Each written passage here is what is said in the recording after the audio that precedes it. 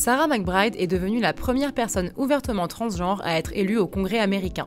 Car en parallèle de l'élection présidentielle entre Donald Trump et Kamala Harris, les Américains devaient aussi voter pour leurs représentants au Sénat et à la Chambre des représentants mardi 5 novembre. La candidate démocrate Sarah McBride a été élue pour l'unique siège du Delaware à la Chambre basse du Congrès. Âgée de 34 ans, elle a remporté l'élection haut la main avec 57,7% des voix. Sa victoire n'est pas une surprise puisqu'elle se présentait dans une circonscription très démocrate, mais elle marque un précédent dans la politique américaine sur la place donnée aux personnes trans.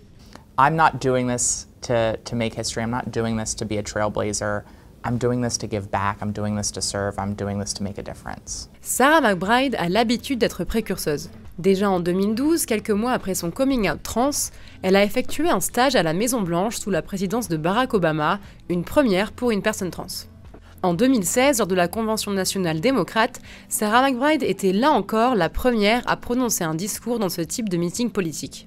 Puis en 2020, elle a marqué l'histoire en devenant la première personne ouvertement trans à être élue dans un Sénat local, celui du Delaware. Les droits des personnes transgenres faisaient partie des sujets brûlants des élections législatives et de l'élection présidentielle. Sarah McBride avait également d'autres priorités dans son programme, notamment l'accès aux soins et au logement, le droit à l'avortement ou encore le coût de la garde d'enfants et les congés parentaux. Après sa victoire, Sarah McBride a remercié ses proches et son mari, décédé d'un cancer en 2014, quelques jours seulement après leur mariage.